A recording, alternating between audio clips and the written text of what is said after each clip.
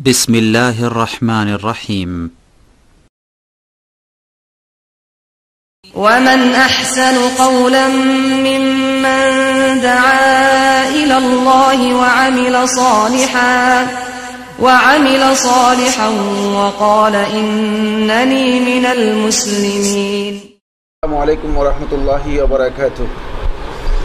إن الحمد لله نحمده ونستعينه ونستغفره ونؤمن به ونتوكل عليه ونثني عليه الخير كله ونعوذ بالله من شرور أنفسنا ومن سيئات أعمالنا. من يهده الله فلا مضل له ومن يضلل فلا هادي له. وأشهد أن لا إله إلا الله وحده لا شريك له وأشهد أن محمدا عبد الله ورسوله الذي أرسله الله بالحق بشيرا ونذيرا وداعيا إلى الله بإذنه وسراجا منيرا.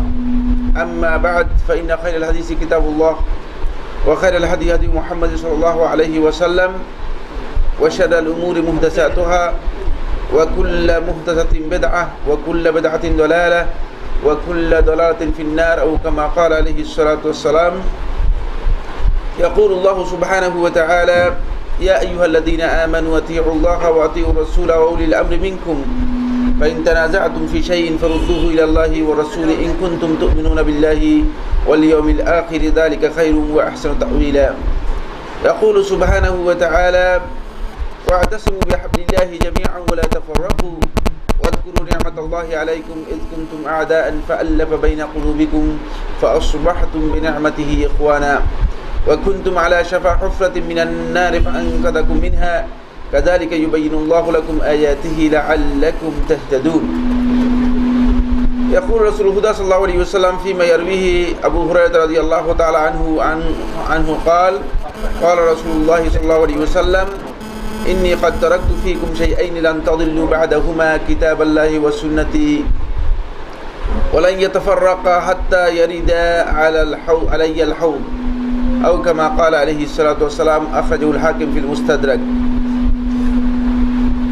আজকের অত্যন্ত গুরুত্বপূর্ণ এই প্রোগ্রামের সম্মানিত সভাপতি, সম্মানিত পরিচালক, সম্মানিত উপস্থিতি, সুধী মণ্ডলী, শুরুতেই আমরা আল্লাহ রাব্বুল আলামিনের প্রশংসা ও শুকরিয়া আদায় করছি যে মহিয়ান রাব্বুল ইজ্জত ওয়াল জালাল মেহেরবানি করে আমাদেরকে আজকের এই দিনে অত্যন্ত গুরুত্বপূর্ণ একটি দিনী মজলিসে আমাদেরকে একত্রিত হওয়ার তৌফিক দিয়েছেন। এই জন্য আমরা আল্লাহ রাব্বুল আলামিনের শুকরগুজার হই, আলহামদুলিল্লাহ। সম্মানিত উপস্থিতি, সুধী মণ্ডলী, আসলে যে বিষয়গুলো নিয়ে আজকের যে আলোচ্য বিষয়, যেগুলো নিয়ে আজকে আলোচনার আমরা কিছু বিষয় শেয়ার করার চিন্তা করছি, সেই বিষয়গুলো কোনো সন্দেহ নেই বিভিন্ন দিক থেকে স্পর্শকাতর, বিভিন্ন দিক থেকে বিতর্কিত বিষয়। তারপরেও যেহেতু মুসলিম উম্মার অত্যন্ত গুরুত্বপূর্ণ দিক হচ্ছে যে উম্মা ওই সমস্ত ব্যক্তিদের মাধ্যমেই হিদায়াত লাভ করবে যারা কোরআন এবং হাদিসের ভিত্তিতে উম্মাকে সঠিক পথের দিক নির্দেশনা করবে। এজন্য আল্লাহ রাব্বুল আলামিন কোরআন কারীমের সূরা আন-নিসা-এর 59 নম্বর আয়াতের মধ্যে ইরশাদ করেন: ইয়া আইয়ুহাল্লাযীনা আমানু আতিউল্লাহ ওয়া আতিউর রাসূলা ওয়া উলিল আমরি মিনকুম। হে ঈমানদারগণ, তোমরা আল্লাহর আনুগত্য করো এবং রাসূলের আনুগত্য করো, ওয়া উলিল আমরি মিনকুম, এবং তোমাদের মধ্যে যারা কর্তৃত্বশীল তাদের আনুগত্য করো। ওয়া উলিল আমরি মিনকুম এই আয়াতের তাফসীরের মধ্যে আব্দুল্লাহ ইবনে আব্বাস রাদিয়াল্লাহু তাআলা আনহু বর্ণনা করেন, উলুল আমর হচ্ছে আহলুল ইলম। এ বিষয়ে উলামায়ে কেরামের বা আহলুত তাফসীরের মতপার্থক্য রয়েছে। আব্দুল্লাহ ইবনে আব্বাস রাদিয়াল্লাহু তাআলা আনহু এই আয়াতের তাফসীরের মধ্যে বলেছেন যে আহলুল ফিকহি ওয়াল ইলম, এই ইলম এবং ফিকহের যারা অনুসারী মূলত তারাই হচ্ছে উলিউল আমর। তাদেরই অনুসরণ করতে হবে আল্লাহ এবং তার রাসূলের আনুগত্যের ক্ষেত্রে, এবং আল্লাহ এবং তার রাসূলের যে বিধান রয়েছে এই বিধানের আনুগত্যের ক্ষেত্রে। এই জন্য আলেমদের যুগে যুগে আলেমদের উপর অপরিহার্য দায়িত্ব হচ্ছে মানুষ যখন বিভিন্ন ক্ষেত্রে পথভ্রষ্ট হয় বা বিভ্রান্তিতে লিপ্ত হয় তখন সত্যিকার হেদায়েত কোন পথে রয়েছে এবং কোনটি সত্যিকার করণীয় কাজ সেই বিষয়ে দিক নির্দেশনা করা এটি আলেমদের প্রতি অপরিহার্য একটি দায়িত্ব। আর এই জন্যই আল্লাহ সুবহানাহু ওয়া তাআলা আল্লাহ এবং তার রাসূলের আনুগত্যের পাশাপাশি আলেমদের আনুগত্যের কথা উল্লেখ করেছেন এই আয়াতের মধ্যে, যেহেতু আলেমরাই মূলত মানুষদেরকে বিভিন্ন জটিল বিষয়ে অথবা বিভিন্ন অস্পষ্ট বিষয়ে বা যে বিষয়ে সংশয় সন্দেহ রয়েছে এই সমস্ত বিষয়ে সত্যিকার হেদায়েতের দিক নির্দেশনা করতে সক্ষম, যেহেতু তাদের কাছে কোরআন এবং হাদিসের সঠিক জ্ঞান তাদের কাছে রয়েছে। অবশ্যই আয়াতের তাফসীরের মধ্যে উলুল আমরের মধ্যে আল উমারা ওয়াল হুক্কাম তাদের কথা উল্লেখ করা হয়েছে। এটাও অধিকাংশ আহলুত তাফসীর মুফাসসিরিন কেরাম উল্লেখ করেছেন। এই আয়াতের মধ্যে মূলত উলিউল আমর বলতে বা উলিল আমর বলতে বোঝানো হয়েছে ওই সমস্ত শাসক যারা মুসলিম শাসক হিসেবে মুসলমানদের উপর দায়িত্ব গ্রহণ করেছে, তাদেরকেও বোঝানো হয়েছে। কিন্তু এই শাসক গোষ্ঠী তারাও মূলত আলেমদের কাছে মুখাপেক্ষী, যেহেতু শাসন করতে হলে অবশ্যই ইলমের প্রয়োজন রয়েছে। কোনো মুসলিম রাষ্ট্রে, ইসলামী রাষ্ট্রে যদি ইসলামী রাষ্ট্র পরিচালনা করতে হয় তাহলে অবশ্যই তাদেরকে এটি জানতে হবে যে ইসলামী রাষ্ট্রের পরিচালনা পদ্ধতি হতে হবে কোরআন এবং সুন্নাহ ভিত্তিক, এবং সেটা নির্ভর করছে মূলত আলেমদের উপর। এই জন্য মুফাসসিরিন কেরাম তাদের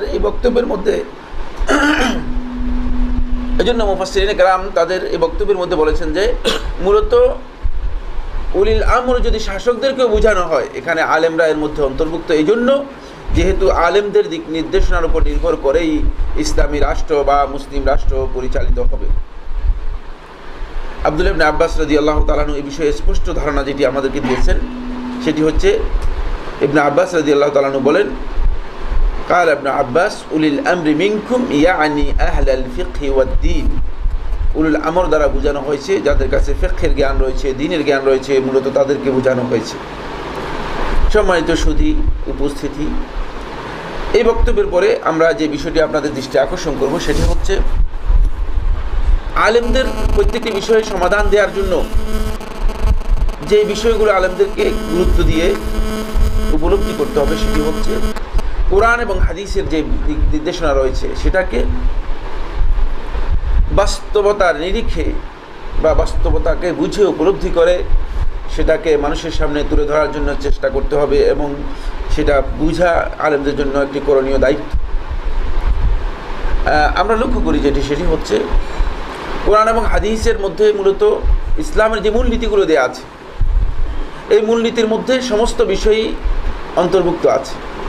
কিয়ামত পর্যন্ত যেহেতু উম্মতের জন্য একমাত্র হেদায়েতের গ্রন্থ আল্লাহ রাব্বুল আলামিনের পক্ষ থেকে অবতীর্ণ কিতাব হচ্ছে আল কোরআন, সুতরাং কোনো সন্দেহ নেই যে আল কোরআনের মধ্যে আল্লাহ সুবহানাহু ওয়া তাআলা যত বিবাদমান বিষয় আছে, যত বিতর্কিত বিষয় আছে, যত আলোচিত বিষয় আছে, প্রত্যেকটি বিষয়ের সুস্পষ্ট সমাধান আল্লাহ রাব্বুল আলামিন দিয়েছেন।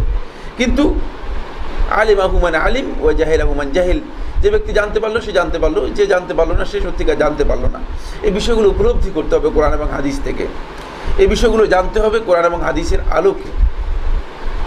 এই ধরনের কঠিন বিষয়গুলো নিয়ে আসলে কোনো ব্যক্তি বা কোনো নিজস্ব ব্যক্তিগত ইজতিহাদের মাধ্যমে কোনো বক্তব্য দেওয়া উচিত নয়। এটি আলেমদের দৃষ্টিভঙ্গির পরিপন্থী, এবং যুগে যুগেই এই কারণেই মুসলিম উম্মার মধ্যে বড় ধরনের ফিতনা তৈরি হয়েছে, এবং মুসলিম উম্মা ফিতনার মধ্যে নিমজ্জিত হওয়ার অন্যতম একটি কারণ হচ্ছে এককভাবে বা ব্যক্তিগতভাবে কয়েকজন ব্যক্তি অথবা কয়েকজন লোক অথবা কোনো একজন আলেম নিজস্ব ইজতিহাদের মাধ্যমে কোনো একটা কঠিন বিষয়ে অথবা জটিল বিষয়ে অথবা উম্মার একটা ভয়ঙ্কর বিষয়ে, যার সাথে গোটা উম্মার মাসলাহাত, গোটা উম্মার অকল্যাণ এবং স্বার্থ যার সাথে নিহিত আছে, এমন একটি মৌলিক বিষয়ে কোনো একজন ব্যক্তি একটা সিদ্ধান্ত দিয়ে শেষ পর্যন্ত গোটা উম্মাকে বিভ্রান্ত করেছে, যার কারণে দেখা গিয়েছে যে যুগে যুগে মূলত উম্মা বড় ধরনের ফিতনার মধ্যে নিমজ্জিত হয়েছে, এবং এর মাধ্যমেই মূলত মুসলিম উম্মা সবচেয়ে বড় ক্ষতির মধ্যে নিমজ্জিত হয়েছে, ক্ষতিগ্রস্ত হয়েছে। মুসলিম উম্মা রক্ত প্রবাহিত হয়েছে, একেবারে নির্বিচারে মুসলিম উম্মা নিজেকে ধ্বংসের দিকে ঠেলে দিয়েছে।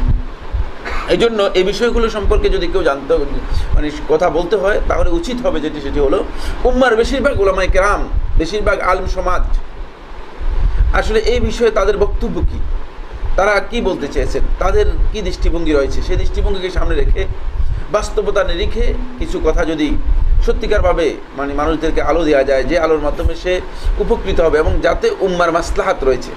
মানে আমি এমন একটা বক্তব্য দিলাম বা এমন একটা কথা বললাম, যেমন একজন এসে বললো যে জিহাদকে নিজের পক্ষ থেকে ফরজ ঘোষণা করে দিল, তিনি ঘোষণা করে দিলেন জিহাদ ফরজ, এবং তিনি লোকদেরকে বললেন যে এখন জিহাদে নেমে যাও।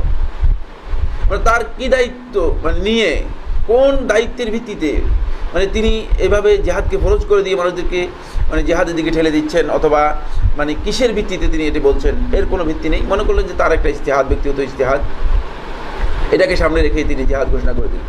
যেমন কোনো একজন ব্যক্তিগত ইজতিহাদের কারণে তিনি হয়তো বলতে পারেন যে হ্যাঁ, এখানে আমাদের সর্বোচ্চ শক্তি প্রয়োগ করে সর্বোচ্চ শক্তির মাধ্যমে এখানে প্রতিহত করা দরকার, এবং সেখানে প্রতিহত করতে গিয়ে দেখা গিয়েছে যে মুসলিম উম্মা বিপর্যস্ত হয়েছে, উম্মার রক্ত প্রবাহিত হয়েছে। কিন্তু এই উম্মার যে আজকের এই বর্তমান প্রেক্ষাপটকে যদি আমরা সামনে রাখি, তাহলে দেখতে পাবো যে এই উম্মার যে রক্ত প্রবাহিত হচ্ছে পৃথিবীর বিভিন্ন ভূখণ্ডে আমাদের চোখের সামনে, এটা আমরা দেখতে পাচ্ছি। এক্ষেত্রে মুসলমান হিসেবে আমাদের করণীয় কি, সেটাও আমরা বলতে পারি না। আবার এই যে রক্ত প্রবাহিত হচ্ছে, এতে মুসলমানদের যাদের রক্ত প্রবাহিত হচ্ছে তাদের কি মাসলাহাত রয়েছে, তাদের কি কল্যাণ রয়েছে, এই বিষয় সম্পর্কে আমরা আসলে সত্যিকার কোনো সিদ্ধান্ত দিতে পারবো না, যেহেতু আসলে এই বিষয়গুলোর উপর যথাযথ যেভাবে স্টাডি হওয়ার কথা ছিল, যেভাবে এই বিষয়গুলোর উপর আলোচনা হওয়ার কথা ছিল, সত্যি কথা হচ্ছে সেভাবে এই বিষয়গুলোর উপর আলোচনাও হয়নি, সেগুলো নিয়ে কোনো ধরনের স্টাডিও হয়নি। এখানে সবচেয়ে বড় বিষয় হচ্ছে সেটি হলো মুসলিম উম্মার দিক নির্দেশনার ক্ষেত্রে বিভিন্ন ধরনের স্কুল বা থট বা থিম বা চিন্তাধারা বিভিন্নভাবে মানুষদেরকে মানে প্ররোচিত করছে বা প্রভাবিত করছে বলা যেতে পারে। সেটা হলো, কেউ হয়তো দৃষ্টিভঙ্গি নিয়েছেন যে তিনি মনে করেন যে মুসলিম উম্মার শাসকরা কোনো না কোনো কারণে, তার দৃষ্টিভঙ্গি অনুযায়ী, আমরা এগুলো বিস্তারিত আলোচনা করার আমাদের হাতে সময় নেই, কোনো না কোনো কারণে মুসলিম উম্মার শাসকরা সবাই কাফের। যদিও এটা একটা নিছক বিভ্রান্তিকর দৃষ্টিভঙ্গি, কারণ কুফুরের জন্য যেই ধরনের এভিডেন্স বা যে ধরনের দলিলের ভিত্তিতে কারো কুফুরি সাব্যস্ত হবে, এই ধরনের দলিল না থাকলে মানে নিছক শুধু ধারণার উপর ভিত্তি করে অথবা কোনো বক্তব্যের উপর ভিত্তি করে অথবা কোনো আমলের উপর ভিত্তি করে শুধুমাত্র কুফুরি ফতোয়া দেওয়া, এটা একেবারেই বিভ্রান্তিকর। এটি মূলত সালফে সালেহিনের দৃষ্টিভঙ্গির পরিপন্থী। যারা এই দৃষ্টিভঙ্গি পোষণ করেন তারা মনে করেন যে কোনো অবস্থায়, যে কোনো সময়, মানে সেটি সরকার প্রধান হোক, সরকারের সাথে হোক, সরকারের যে কোনো জিনিস নষ্ট করা যায়, ধ্বংস করা যায়, জ্বালিয়ে দেওয়া যায়, উড়িয়ে যাওয়া যায়, তারপরে যে কোনো ধরনের মানে নষ্ট এবং যে কোনো ধরনের সংঘাত সব কিছু জায়েজ। কিন্তু এই জায়েজ, এই কথা যদি তার এই ইজতিহাদ অনুযায়ী জায়েজও হয়, মানে আমরা যদি মনে করি যে আসলে তার এই বক্তব্য সহি, মানে সে যে মানে দৃষ্টিভঙ্গি পেশ করেছে সে দৃষ্টিভঙ্গি সহি, কিন্তু যদি জায়েজও হয় তাহলে তাকে একটা জিনিস জানতে হবে, স্পষ্ট একটা জিনিস বুঝতে হবে, সেটা হলো এর মাধ্যমে আদৌ মুসলিম উম্মার কোনো মাসলাহাত এর মধ্যে আছে কিনা, এর মধ্যে মুসলিম উম্মার কোনো মাসলাহা রাজিহা, যে এই মাসলাহাতের ভিত্তিতে মূলত মুসলিম উম্মা উপকৃত হবে, যে মাসলাহাতকে ইসলামী শরীয়তে গুরুত্ব আরোপ করা হয়েছে, এই ধরনের কোনো মাসলাহাত মুসলিম উম্মার এর মধ্যে আছে কিনা। সত্যি কথা হচ্ছে যদি এর মধ্যে কোনো মাসলাহাত না থাকে মুসলিম উম্মার, শুধু সংঘাত আর সংঘাত, শুধু রক্ত প্রবাহিত হওয়ার বিষয়টি থাকে, তাহলে এটাকে যদি কোনো কারণে জায়েজও মনে করা হয়, তাহলেও কিন্তু ইসলামী শরীয়ত এই ধরনের কাজকে অনুমোদন দেয় না, কারণ এর মধ্যে উম্মাতের কোনো ফায়দা নেই, আজকে মূলত বাস্তবতা এমনটাই। সেটি হচ্ছে মুসলমানদের যে রক্ত প্রবাহিত হচ্ছে, আজকে আমরা যদি দেখি সিরিয়াতে রক্ত প্রবাহিত হচ্ছে, ব্যাপক হারে মুসলমানদের রক্ত প্রবাহিত হচ্ছে, কোনো সন্দেহ নেই সেখানে যেই রক্ত প্রবাহিত হচ্ছে, সেই যে মানে যুদ্ধ হচ্ছে, সেই যুদ্ধ মূলত এটি ইসলাম এবং বাতিলের সাথে হচ্ছে। কিন্তু এই রক্ত প্রবাহিত হয়ে শেষ পর্যন্ত মুসলমানদের মাসলাহাত কতটুকু সেখানে মানে সাব্যস্ত হবে, আদৌ মুসলমানরা তাদের মাসলাহাত সেখানে তাহকিক বাস্তবায়ন করতে পারবে কিনা, সেই বিষয়গুলো নিয়ে আদৌ সেখানে কোনো ধরনের স্টাডি হয়েছে কিনা, যদি না হয় তাকে শুধুমাত্র সংঘাত থাকবে এবং এই সংঘাতের মাধ্যমে মুসলিম উম্মা ওই তাদের রক্ত প্রবাহিত হবে, নির্বিচারে তারা মানে নিজেদেরকে ধ্বংসের দিকে ঠেলে দিবে, এর মাধ্যমে মুসলিম উম্মার কোনো অতিরিক্ত মাসলাহাত বা ফায়দা হবে না। যেমনিভাবে আমরা দেখতে পাই যে আমরা যদি মিশরের কথা বলি, মিশরের রক্ত প্রবাহিত হচ্ছে, সেখানে প্রতিষ্ঠিত একটা সরকারকে বিতাড়িত করে নতুন করে সেখানে একটা অন্য সরকার স্থাপন করা হয়েছে অন্তর্বর্তীকালীন সরকারের নাম দিয়ে। তারপরে মুসলমানদের মধ্যে একটা বিশাল ধরনের সমস্যা তৈরি হয়েছে, বিভিন্ন দৃষ্টিভঙ্গি থেকে বিভিন্ন ধরনের বক্তব্য মুসলমানদের মধ্যে দেওয়া হচ্ছে এবং দেখা গিয়েছে যে সেখানেও বিশাল রক্ত প্রবাহিত হচ্ছে এবং আমরা দেখতে পাচ্ছি আমাদের চোখের সামনেই প্রতিদিন রক্ত প্রবাহিত হচ্ছে এবং মুসলমানরা নির্বিচারে, সেই মুসলমানরাই মারা যাচ্ছে যারা মূলত মুসলমান, যারা ইসলামের কথা মানুষদেরকে বলতো, ইসলামের দাওয়াত যারা দিত, তাদেরকে আজকে নির্বিচারে হত্যা করা হচ্ছে। তো এগুলোর কারণ কি? এগুলোর কারণ হচ্ছে একটাই, সেটা হলো বিভিন্ন ঘরানা থেকে, বিভিন্ন চিন্তাধারা থেকে মূলত বিভিন্নভাবে বিভিন্নজন ফতোয়া দিয়ে যাচ্ছে। আর উম্মার দৃষ্টিভঙ্গিকে সামনে রেখে, উম্মার মাসলাহাতকে সামনে রেখে কোনো একটা মানে কোনো একটা মানে কেন্দ্রবিন্দু থেকে, সেন্টার থেকে, কোনো একটা কেন্দ্র থেকে মানে সেন্টার থেকে মৌলিক কোনো দিক নির্দেশনা আসলে তাদেরকে দেওয়া হচ্ছে না, উম্মাকে দেওয়া হচ্ছে না। যদি সেটা কোনো স্টাডির মাধ্যমে মূলত মুসলিম উম্মার একটা কেন্দ্রবিন্দু থেকে সেই স্টাডি দেওয়া হতো, তাহলে আমি মনে করি যে, বা আমরা মনে করি যে যেটি সেটি হচ্ছে, এর মাধ্যমে মূলত উম্মা উপকৃত হতো। এবং এই ধরনের কঠিন বিষয়ে যেখানে সিদ্ধান্ত কি নেবে, এখন সবাই মনে করে যে আমি একটা সিদ্ধান্ত নিতে পারি, আমার ব্যক্তিগত সিদ্ধান্ত রয়েছে, আমি ব্যক্তিগতভাবে সিদ্ধান্ত নিতে পারি, কিন্তু এই ব্যক্তিগত সিদ্ধান্ত আমি নেওয়ার পরে আমি আদৌ মুসলিম উম্মার এর মাধ্যমে কোনো কল্যাণ সাধিত করতে পারবো কিনা, এর মাধ্যমে মুসলমানরা কি উপকৃত হবে কি না, এই বিষয়টি বিবেচনা করার মতো সত্যিকার জ্ঞান মানে দেখা গিয়েছে যে অনেকের মধ্যে নেই।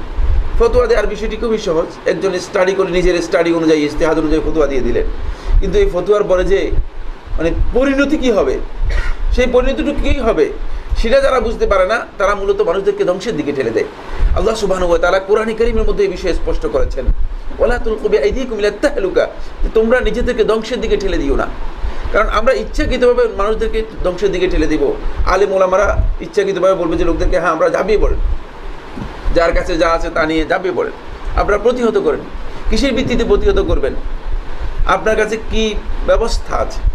যেমন একদল আমরা ইতিপূর্বে দেখেছি, যখন মায়ানমারে মুসলমানদেরকে যখন নির্মমভাবে হত্যা করা হচ্ছিল, এবং এটি কোনো সন্দেহ নেই যে মুসলিম উম্মার উপর একটা বড় ধরনের আঘাত এবং মুসলমানদের উপর একটা বাতিল শক্তির, কাফের শক্তির, বেঈমান শক্তির মুসলমানদের উপর একটা বড় ধরনের মানে ধ্বংসযজ্ঞ চালানো, হত্যাযজ্ঞ চালানো ছাড়া আর কিছুই না। কিন্তু দেখা গিয়েছে যে মানে আবেগ তাড়িত হয়ে কিছু সংখ্যক লোক সেখানে যুদ্ধের ঘোষণা করে দিয়েছে, জিহাদের ঘোষণা করে দিয়েছে, বলছে এখন তাদের বিরুদ্ধে আমাদেরকে জিহাদ করতে হবে। কিন্তু জিহাদ করতে হবে, আপনার কাছে কি আছে? আপনি কিসের ভিত্তিতে জিহাদের ঘোষণা দিয়েছেন? আপনার অথরিটি কি? আপনার পাওয়ারটা কি? আপনার কি ব্যবস্থা আছে জিহাদের? সেটা আপনাকে বুঝতে হবে। সেটা যদি আপনি না জানেন, তাহলে আপনি যে জিহাদের ঘোষণা করেছেন এটি ফালতু একটি জিহাদ, এর মাধ্যমে কোনো ধরনের জিহাদ হবে না। মূলত যেটি হবে সেটি হচ্ছে মুসলিম উম্মাকে ধ্বংসের দিকে ঠেলে দেওয়া হবে। এবং এই ধরনের ইজতিহাদ আমি মনে করি যারা আজকে এই ধরনের ইজতিহাদ করে গোটা মুসলিম উম্মাকে ধ্বংসের দিকে ঠেলে দিচ্ছেন, তাদেরকে আমি এই ধরনের বিভ্রান্তি থেকে বিরত থাকার জন্য অনুরোধ করছি।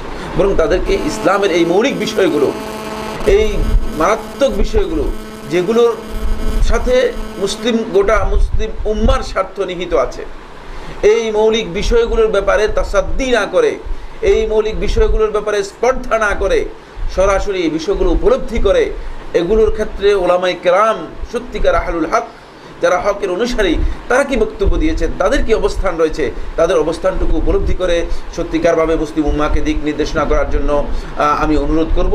যেহেতু এখানে বড় ধরনের বিভ্রান্তি রয়েছে, এবং শুধু বিভ্রান্তি নয়, এই বিভ্রান্তির উপর রয়েছে মুসলিম উম্মার বড় ধরনের ধ্বংস এবং বড় ধরনের ক্ষতির বিষয়। এজন্য আমি অনুরোধ করব এক্ষেত্রে সতর্কতা অবলম্বন করার জন্য। সম্মানিত উপস্থিতি সুধী মণ্ডলী, আমরা আজকের যে আলোচ্য বিষয়টি, সেই বিষয়ের সাথে কয়েকটি পয়েন্টে আমি কথা বলবো। এক নম্বর কথা বলবো সেটি হচ্ছে আলেমদের ভূমিকা নিয়ে কথা বলবো। সেটি হলো আলেমদের জন্য ওয়াজিব হচ্ছে উম্মাকে দিক নির্দেশনা করা, কিন্তু কোনো বিষয় আলেমদের কাছে অস্পষ্ট থাকতে পারে। এটা আমাদের জানতে হবে যে কোন একটা বিষয়ে আলেমদের কাছে অস্পষ্ট থাকতে পারে। যেমন আমার কাছে সমস্ত বিষয় স্পষ্ট হওয়ার বাধ্যতামূলক নয়। এজন্য আলেমদের কাছে কোনো বিষয় অস্পষ্ট থাকলে আলেমদের উপর ওয়াজিব হচ্ছে সে অস্পষ্ট বিষয়ে উম্মাকে দিক নির্দেশনা না করা, বরং চুপ থাকা। কারণ কোনো অস্পষ্ট বিষয়ে যদি দিক নির্দেশনা করা হয়ে থাকে, তাহলে এর মাধ্যমে মূলত উম্মার ক্ষতি হয়ে যেতে পারে, এবং যেই ক্ষতি সম্পর্কে হয়তো তার কাছে স্পষ্ট হয়নি, পরবর্তীতে তিনি স্পষ্ট হতে পারেন। যখন এই কাজে তারা লিপ্ত হয়ে যাবে, তখন দেখা যাবে যে হ্যাঁ উম্মাহ তো ভয়ঙ্কর ধরনের একটা মানে সিদ্ধান্ত আমি দিয়ে দিয়েছি, যার মাধ্যমে উম্মাহ বড় ধরনের ক্ষতি হয়ে গেছে। কিন্তু এই ক্ষতি তো আপনি আর ওভারকাম করতে পারবেন না, এটাকে আবার পিছাতে পারবেন না, বলতে পারবেন না যে হ্যাঁ ক্ষতি থেকে এখন কীভাবে উম্মাহকে বাঁচানো যায়, সেটা কঠিন হয়ে যাবে। এই জন্য উচিত হচ্ছে অস্পষ্ট বিষয়ে আলেমদেরকে চুপ থাকা অথবা আলেমদের বক্তব্য না দেওয়া। দ্বিতীয় নম্বর বিষয় যেটি, সেটি হচ্ছে অনেক বিষয় আছে যেগুলো মূলত রাজনীতির সাথে সম্পৃক্ত বিষয় এবং কোনো রাষ্ট্রের রাষ্ট্রীয় পলিসির সাথে সম্পৃক্ত বিষয়, সেগুলোর ক্ষেত্রে অনেক সময় আলেমদের বক্তব্য দেওয়ার অধিকার থাকে না। এই জন্য এই কারণে যে আলেমরা তিনি মানে ক্ষতিগ্রস্ত হয়ে গিয়েছেন এবং আলেমদের প্রতি একটা বিরূপ মন্তব্য আমাদের দেখা যাচ্ছে যে আমাদের সমাজের মধ্যে এটা ব্যাপকভাবে বিস্তার লাভ করতেছে এবং লোকদেরকে আজকে মিডিয়ার মাধ্যমে এবং অথবা যেটাকে বলা হয় সামাজিক মিডিয়া, যেটাকে বলা হয় তাকে ফেসবুকের মাধ্যমে, টুইটারের মাধ্যমে, ইউটিউবের মাধ্যমে, আদার্স যে সমস্ত নেটের যে সমস্ত প্রোগ্রাম আছে সেগুলোর মাধ্যমে দেখা যাচ্ছে যে আজকে এটি ব্যাপকভাবে মানে যে আলেমরা নিশ্চুপ কেন। যেমন আমরা মানে মওকিফ সম্পর্কে বলতে পারি যে বর্তমান যে মিশরের যে অবস্থাকে সামনে রেখে সৌদি আরবের সর্বোচ্চ ওলামা পরিষদের ওলামায়ে কেরাম সহ সৌদি আরবের বেশিরভাগ ওলামায়ে কেরাম এই বিষয়ে সুস্পষ্ট কোনো বক্তব্য তাদের পক্ষ থেকে দেননি, যেহেতু সমস্ত বিষয়ে বক্তব্য দেওয়ার তাদের অধিকার নেই। বক্তব্য দেওয়ার জন্য তার যতটুকু অধিকার আছে ততটুকু তিনি বক্তব্য দিতে পারবেন, যতটুকু বক্তব্য দিলে ও তার অধিকারের অতিরিক্ত হয়ে যাবে সেটি কেউ করবে না, কেউ করা উচিত নয়। কারণ করতে গেলে তিনি নিজেও ক্ষতিগ্রস্ত হবেন, আবার উম্মাকেও ক্ষতিগ্রস্তের দিকে হয়তো ঠেলে দিতে পারেন। মানে উম্মার একটা এমন একটা প্রেক্ষাপট তৈরি হতে পারে যে প্রেক্ষাপটে তিনি তার কারণে অথবা তার বক্তব্যের কারণে উম্মা ক্ষতিগ্রস্ত হতে পারে। এই অবস্থায় তার জন্য ওয়াজিব হচ্ছে ইতিজাল করা। যেমনিভাবে আব্দুল্লাহ ইবনে ওমর রাদিয়াল্লাহু তাআলা আনহু সহ একদল উলামায়ে কেরাম, একদল সাহাবী আল্লাহ রাসূল সাল্লাল্লাহু আলাইহি ওয়াসাল্লামের যারা এই ফিতনার সময় ইতিজাল করেছেন, এই বিষয় সম্পর্কে বর্ণনার মধ্যে এইভাবে এসেছে যে আর এই ফিতনা যখন চালু হলো, ফিতনা তো খুব অল্প সময়ের ব্যবধানে রাসূলুল্লাহ সাল্লাল্লাহু আলাইহি ওয়াসাল্লাম ইন্তেকালের পরে আবু বকর রাদিয়াল্লাহু আনহু ইন্তেকাল হলো, আবু বকর রাদিয়াল্লাহু আনহু ইন্তেকালের পরেই ওমর ইবনে খাত্তাব রাদিয়াল্লাহু আনহুর সময় থেকে ফিতনা শুরু হয়ে গেল। তাহলে খুব অল্প সময়ের ব্যবধানে মূলত মুসলিম উম্মার মধ্যে ভয়ঙ্কর ফিতনা মুসলিম উম্মার মধ্যে চালু হলো। এই যে অল্প সময়ের মধ্যে যে ফিতনা চালু হলো, এই ফিতনা চলাকালীন সময়ে সলফে সালেহীন তাদের বর্ণনার মধ্যে উল্লেখ করেছে যে 10,000 সাহাবী জীবিত ছিলেন, একজন দুইজন সাহাবী জীবিত ছিলেন, 10,000 সাহাবী জীবিত ছিলেন, প্রায় 10,000 সাহাবী জীবিত ছিলেন। কিন্তু আল্লাহ রাসূল সাল্লাল্লাহু আলাইহি ওয়াসাল্লামের এই সাহাবীরা তখন ফিতনা থেকে নিজেদেরকে সম্পূর্ণরূপে মুক্ত রেখেছে, ফিতনা থেকে নিজেদেরকে সম্পূর্ণরূপে মুক্ত রেখেছেন, যাতে করে ফিতনায় নিজেরা জড়িয়ে না পড়েন। তারা সর্বোচ্চ চেষ্টা করেছেন, কারণ এই ফিতনা তারা বুঝতে পেরেছেন এতটুকু যে এই ফিতনার মধ্যে রাসূলুল্লাহ সাল্লাল্লাহু আলাইহি ওয়াসাল্লাম আমাদেরকে যে দিক নির্দেশনা করেছেন সেটাই হচ্ছে উত্তম, সেটা হলো ফিতনার মধ্যে জড়িয়ে না থাকা, যে সম্পর্কে ইনশাআল্লাহ তাআলা আমরা আজকের আলোচনার মধ্যে কিছু কথা আপনাদের দৃষ্টি আকর্ষণ করব। এখানে আমি যেটি বলতে চাচ্ছি সেটি হলো আলেমদের প্রেক্ষাপট বিভিন্ন ধরনের হতে পারে। এমন একটি প্রেক্ষাপটে আলেমদের অবস্থান হতে পারে যে প্রেক্ষাপটে আলেমদের তার সরাসরি বক্তব্য দেওয়ার মতো অধিকার নেই বা সুযোগ নেই, আর সরাসরি বক্তব্য দিলে হয়তো উম্মার একটা জটিল সমস্যা তৈরি হতে পারে। এই কারণে হয়তো কখনো কখনো আলেমদের জন্য ওয়াজিব হয়ে যাবে যে আলেমরা তাদের বক্তব্য থেকে বিরত থাকবেন, তাদের মানে সরাসরি বক্তব্য থেকে বিরত থাকবেন। সেখানে বুঝতে হবে উম্মাকে এটা উপলব্ধি করতে হবে যে আলেমদের বিরত থাকা এখানে উদ্দেশ্য হচ্ছে একটাই, সেটা হলো যে এই বিষয়টি জটিল, এমন একটি জটিল ফিতনা, যে ফিতনা থেকে মূলত উম্মাকে দূরে থাকাটাই হচ্ছে উম্মার অপরিহার্য একটি কর্তব্য। সেটা আলেমদেরকে, সেটা সাধারণ লোকদেরকে বা যারা আলেমদের মাধ্যমে হেদায়েত বা দিক নির্দেশনা নিতে চান তাদেরকে সেটা বুঝতে হবে। এরপরে 3 নম্বর যে পয়েন্টটি আমি আলোচনা করব সেটি হচ্ছে মুসলিম উম্মার ওলামায়ে কেরাম যুগে যুগে বিভিন্ন ধরনের কন্টেম্পোরারি ইস্যুতে বা বিভিন্ন ধরনের সমকালীন ইস্যুতে মূলত ওলামায়ে কেরাম বক্তব্য দিয়েছেন, কিন্তু বক্তব্য দিতে গিয়ে আলেমদের মধ্যে বিভিন্ন ধরনের মতপার্থক্য, মতবিরোধ অথবা বিবাদ তৈরি হয়েছে। এটি অস্বাভাবিক কিছুই না। তার কারণ হলো মানে বাস্তব বিষয়গুলো যেভাবে স্টাডি করা দরকার, পরিস্থিতি পরিবেশ যেভাবে স্টাডি করা দরকার সেভাবে স্টাডি করতে গিয়ে দেখা গিয়েছে যে আলেমদের মধ্যে স্টাডি একজন একভাবে করেছে, সবাই একই পর্যায়ে করতে পারেনি। এটি হয়তো কোরআন হাদিসের বক্তব্য নয়, এটাকে কোরআন হাদিস হিসেবে নেওয়ার বিষয় নয় যে এটা নস সরাসরি আল্লাহ এবং তার রাসূল বলেছেন, আল্লাহ এবং তার রাসূলের বক্তব্য, বরং এটি হচ্ছে মানুষের প্রেক্ষাপট অবস্থান। সুতরাং এক্ষেত্রে বিভিন্ন ধরনের দৃষ্টিভঙ্গি হতে পারে, এদের ক্ষেত্রে বিভিন্ন ধরনের দৃষ্টিভঙ্গি হতে পারে। কিন্তু এই দৃষ্টিভঙ্গি বিভিন্নতার মধ্যে আমাদেরকে খেয়াল রাখতে হবে, আমরা যারা হেদায়েতের উপর বিচল থাকতে চাই আমাদেরকে খেয়াল রাখতে হবে যে দৃষ্টিভঙ্গি বিভিন্নতার মধ্যেও বাস্তবতার নিরিখে মুসলিম উম্মার জন্য যেই সিদ্ধান্তটুকু মাসলাহাতের পক্ষে রয়েছে, যে সিদ্ধান্তটুকু মুসলিম উম্মার স্বার্থে রয়েছে, সেটাই মূলত মুসলিম উম্মাকে মেনে নিতে হবে। সেক্ষেত্রে হয়তো ইসলামের বড় ধরনের কোনো আমরা মনে করতে পারি যে বাহ্যিক ইসলামের একটা ক্ষতিও দেখা যাচ্ছে, ক্ষতিও হতে পারে। আপনারা দেখেছেন আল্লাহ রাসূল সাল্লাল্লাহু আলাইহি ওয়াসাল্লাম যখন হুদায়বিয়াতে আল্লাহ রাসূল সাল্লাল্লাহু আলাইহি ওয়াসাল্লাম যখন সন্ধি করলেন, সেটা একেবারে সন্ধিটাই পুরাটাই মুসলিম উম্মার স্বার্থের বিপক্ষে মনে হচ্ছে, পুরাটাই স্বার্থের বিপক্ষে। কিন্তু তারপরেও আল্লাহ রাসূল সাল্লাল্লাহু আলাইহি ওয়াসাল্লাম মেনে নিয়েছেন। আবেগের কারণে আল্লাহ রাসূল সাল্লাল্লাহু আলাইহি ওয়াসাল্লাম ব্যাপারটি করেছেন এমন নয়। আর আবেগ ছিল এই যে মুসলমানদের সবাই এই আল্লাহ রাসূল সাল্লাল্লাহু আলাইহি ওয়াসাল্লামের হাতে সেই হুদায়বিয়াতে বসেই আল্লাহ রাসূল সাল্লাল্লাহু আলাইহি ওয়াসাল্লামের হাতে হাত দিয়ে সবাই শপথ করেছিল যে আল্লা নুনাবিদাল মাকান, যে এই স্থান আমরা ত্যাগ করব না যতক্ষণ পর্যন্ত ওসমান হত্যার আমরা প্রতিশোধ না নেব। সবাই এখানে প্রতিশোধ নেওয়ার জন্য সংকল্পবদ্ধ হয়ে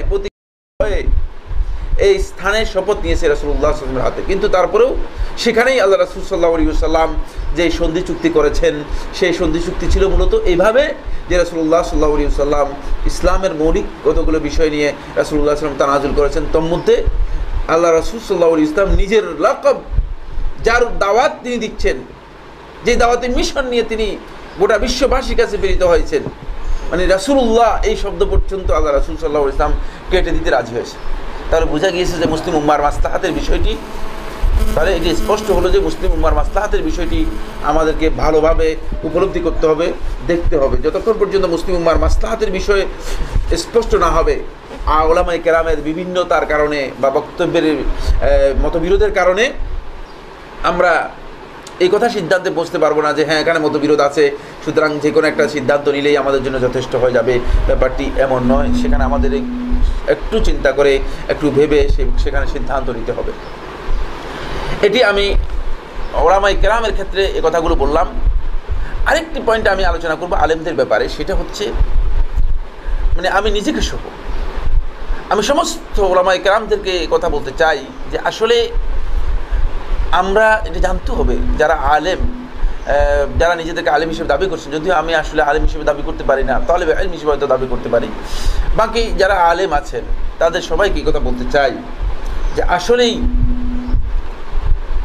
এখন এমন এক সময় এসে গিয়েছে যে এখন যেহেতু ইজতিহাদকে এত ওপেন করে দেওয়া হয়েছে যে ইজতিহাদ যে কেউ করতে পারে, মুজতাহিদ কাসুরাল মুজতাহিদুন, মুজতাহিদ অনেক বেশি বেড়ে গেছে। এখন মুত্তাবে বলতে নেই, অনুসারী কেউ নেই, সবাই ইজতিহাদ করে।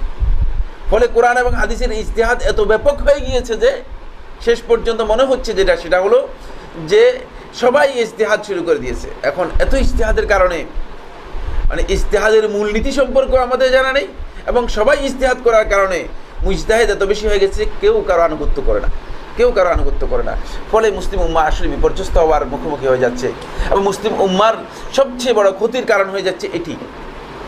ইজতিহাদ মূলত দেওয়া হয়েছে মুসলিম উম্মাহকে, যাতে করে উম্মাহ কোরআন এবং হাদিস থেকে যে বিষয়গুলো উপলব্ধি করতে পারে না, বা যে বিষয়গুলো উপলব্ধি করতে উম্মার বড় ধরনের জটিলতা রয়েছে, সমস্যা রয়েছে, যাতে করে উম্মাহ এই কোরআন এবং হাদিস থেকে এই বিষয়গুলো সরাসরি উদ্ঘাটন করে, যারা মুজতাহিদ রয়েছেন তারা যাতে উদ্ঘাটন করে দিয়ে যে সেগুলো অনুযায়ী উম্মাহ আমল করতে পারে এবং সহজভাবে আমল করতে পারে, আমলটা তাদের জন্য সহজলভ্য হয়, সহজ হয়। কিন্তু দুঃখজনক বিষয় হচ্ছে যে সবাই ইজতিহাদ করার কারণে এখন আর কেউ কারো কথা মানতে চায় না। কোথায় এখানে একজন, ওখানে একজন, তারপরে যেহেতু ইন্টারনেটের মাধ্যমে এটা প্রচার করা সহজ হয়ে গিয়েছে, দেখা গেল যে মুজতাহিদও অনেক, মুজতাহিদের প্রচার মাধ্যমে এখন অনেক হয়ে গিয়েছে, যে সামাজিক মিডিয়া যেগুলো আছে, ইন্টারনেটগুলোর মাধ্যমে, ওয়েবসাইটগুলোর মাধ্যমে দেখা যাচ্ছে, ব্লগের মাধ্যমে ব্যাপকভাবে কেউ একজন তার একটা ইজতিহাদ করেছে, আগে সেটা প্রচার করার কোনো সুযোগ ছিল না, এবং মুজতাহিদ ছিল খুব কম। যেমন মনে করেন প্রথম শতাব্দীর শুরু থেকে আরম্ভ করে দ্বিতীয় শতাব্দীর শেষ পর্যন্ত 4-5 জনের নাম শোনা যায় তারা ইজতিহাদ করেছে। আবু হানিফা নুমান ইবনে সাবিত আল কুফি, তারপরে লাইস ইবনে সাদ আল মিসরি, তারপরে আব্দুর রহমান আল আউজাঈ, তারপরে আবু সুফিয়ান আত-তাওরি, তারপরে আবু বকর ইবনে খালিদ, তারপরে এই ধরনের কয়েকজনের নাম, মানে গুটি কয়েকজনের নাম শোনা যাচ্ছে যে এরা ইজতিহাদের মধ্যে প্রসিদ্ধি লাভ করেছে এবং তারা মুজতাহিদ ছিল, এটা বোঝা যাচ্ছে। কিন্তু এখন প্রত্যেকেই মানে যাকে যেখানে দেখি না কেন সেই একটা ইজতিহাদ করে ফতোয়া দিয়ে দিচ্ছেন এবং উম্মাকে দিক নির্দেশনা করতেছেন, এবং তিনি মনে করতেছেন যে তিনি হয়তো এমন এক মাকানে পৌঁছে গেছেন, এমন এক পর্যায়ে পৌঁছে গেছেন যে পর্যায় থেকে তিনি গোটা উম্মাকে দিক নির্দেশনা করতে পারেন। আমি মনে করি, আমার স্বল্প জ্ঞানে এটা আমার মনে হয় যে ইজতিহাদ করতে পারেন, বাট কিন্তু কঠিন এই সমস্ত বিষয়ে অভিমত দিয়ে উম্মাকে বিভ্রান্ত করার এই চেষ্টাটুকু আমি মনে করি যে এটি বড় ধরনের অপচেষ্টা এবং বড় ধরনের বিভ্রান্তি। এই ধরনের কাজ কেউ না করে তাদের উচিত হবে সেটি হলো ওলামায়ে কেরাম, যাদেরকে মূলত অনুসরণ করা যায়, যাদের কাছে আমরা মনে করি যে মানে যাদের কাছে কোরআন এবং হাদিসের সঠিক দিক নির্দেশনা আমরা লাভ করতে পারবো, তাদের মতামতের, তাদের অবস্থানের উপর নির্ভর করে মূলত দৃষ্টিভঙ্গি সম্পর্কে স্বচ্ছ এবং স্পষ্ট ধারণা লাভ করা, একেবারে তাড়াহুড়ো না করা, এই বিষয়গুলো নিয়ে তাড়াহুড়ো না করা। আমরা এই বিষয়গুলো নিয়ে ব্যাপকভাবে তাড়াহুড়া করা শুরু করেছি। এই জন্য আলেমদেরকে আমি বলবো ব্যাপকভাবে তাড়াহুড়া না করে উম্মাকে দিক নির্দেশনার চেয়ে আগে নিজে এই বিষয়গুলো সম্পর্কে স্পষ্ট ধারণা আমার নেয়ার চেষ্টা করা দরকার। বর্তমান যে পরিস্থিতিগুলো মানে আমাদের যেই বিশ্ব প্রেক্ষাপটে যেটা দেখতেছি, তো বাংলাদেশের প্রেক্ষাপটকে সামনে রেখে বলবো মানে এই যে মানে প্রেক্ষাপটে যে পরিস্থিতি তৈরি হয়েছে, এই পরিস্থিতিগুলো নিয়ে মানে কয়জন লোকের সত্যিকারভাবে আসলে স্টাডি রয়েছে। দেখা গেল যে মানে বিভিন্ন বক্তব্যের উপর নির্ভর করে বা বিভিন্ন ধারণার উপর নির্ভর করে তিনি একটা বক্তব্য দিয়ে একটা দিক নির্দেশনা মানে লোকদেরকে করতেছেন। কিন্তু বিষয়গুলো যদি সত্যিকারভাবে স্টাডি করা হতো এবং সেটা যদি সত্যিকার আহলুল হক, সত্যিকার ওলামায়ে কেরাম যারা সুন্নাহর অনুসারী, এই সমস্ত আলেমদের কাছে বিষয়গুলো তাদের বক্তব্য এবং তাদের অবস্থান সম্পর্কে জানা হতো, তাহলে হয়তো দেখতাম যে আমরা আসলে এই সমস্ত ক্ষেত্রে দেখা যেত যে আলেমরা যে দিক নির্দেশনা করেছেন সে অবস্থানটা আরেকটু ভিন্ন হতো।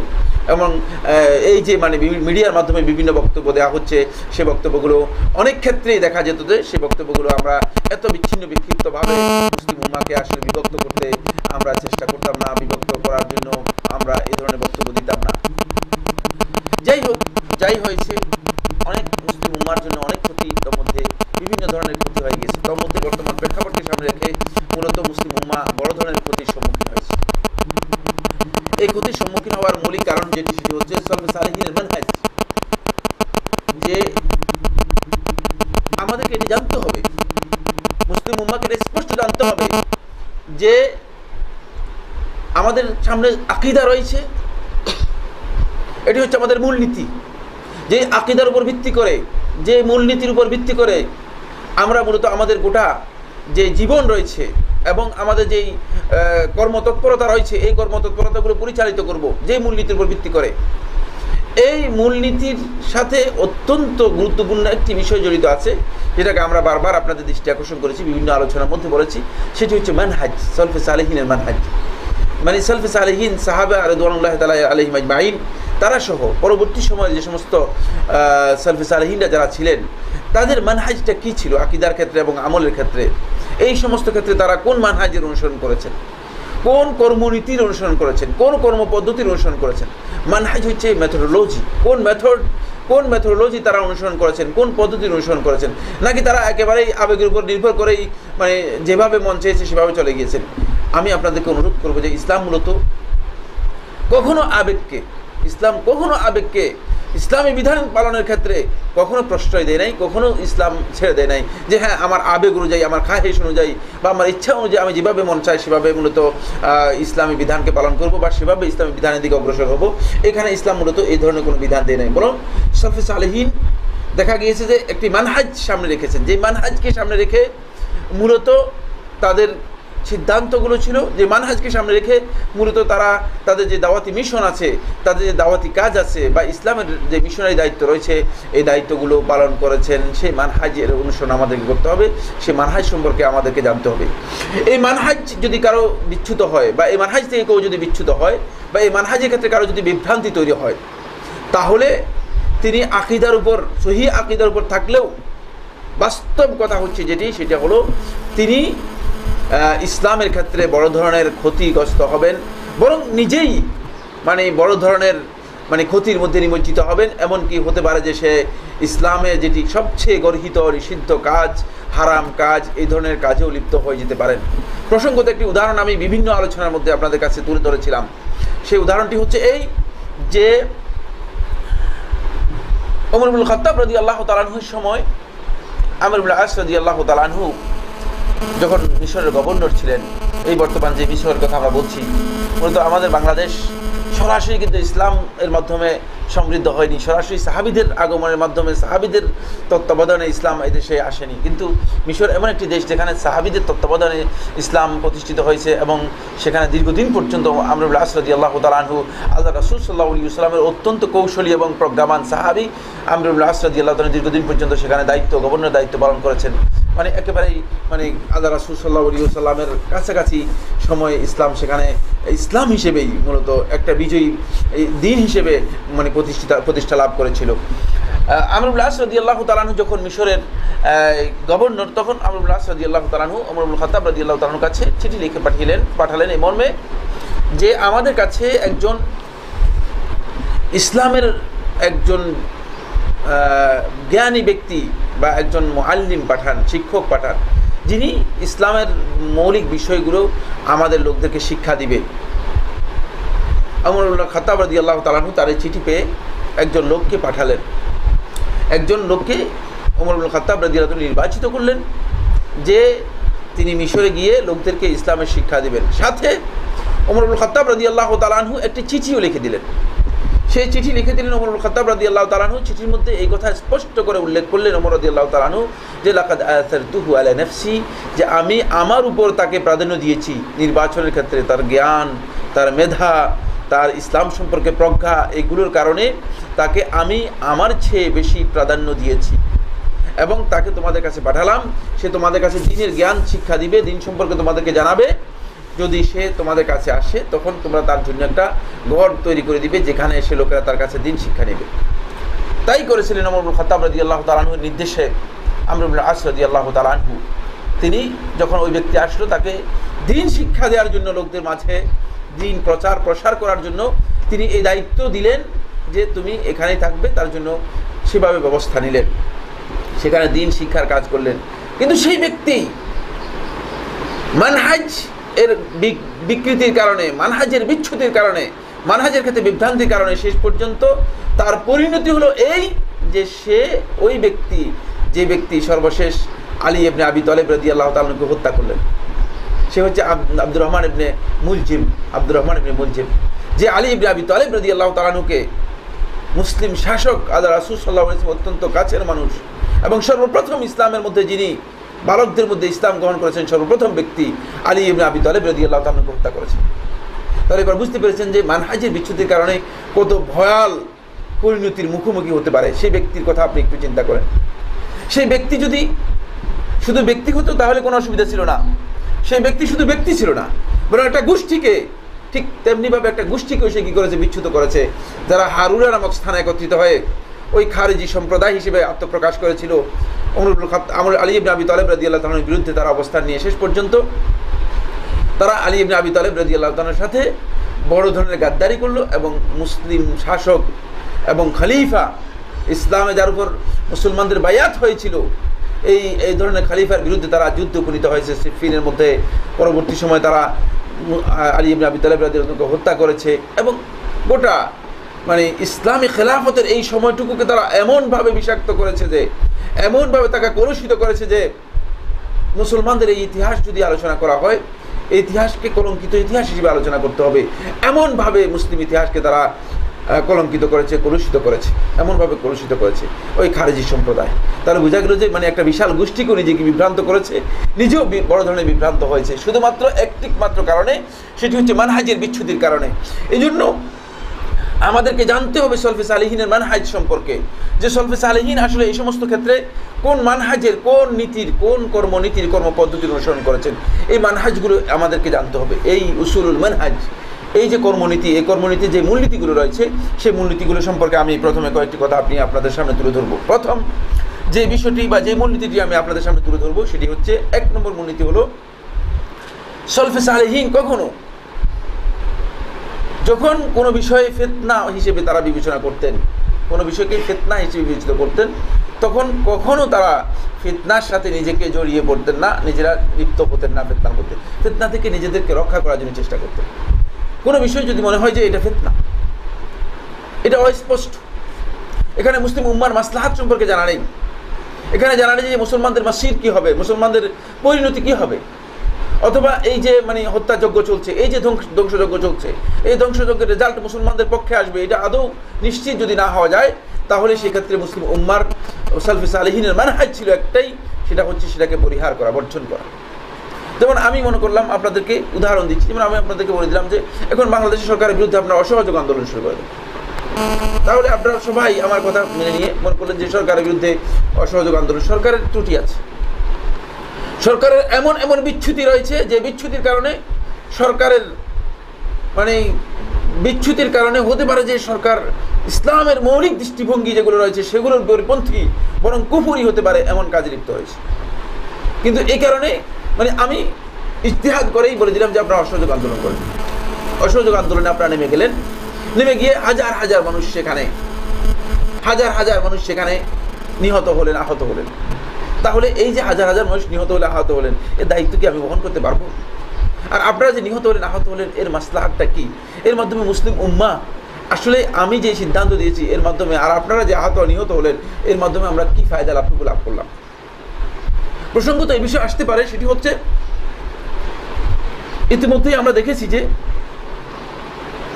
সরকারের বিভিন্ন অবস্থানের কারণে, এবং কোনো সন্দেহ নেই সরকারের যদি অবস্থানকে আপনার যেই আকীদাগত বিষয়গুলো আছে সেগুলো বাদ দিয়ে যদি সরকারের মৌলিক আকীদা যেটি রয়েছে সেটাকেও যদি সামনে রাখা হয়, তাকে সেই ধর্মনিরপেক্ষতা যেটাকে বলা হচ্ছে, সমস্ত ওলামায়ে কেরামের ঐক্যমতে এই কাজটুকু কুফরি, এই দৃষ্টিভঙ্গি, এই আকীদাটুকু কুফরি।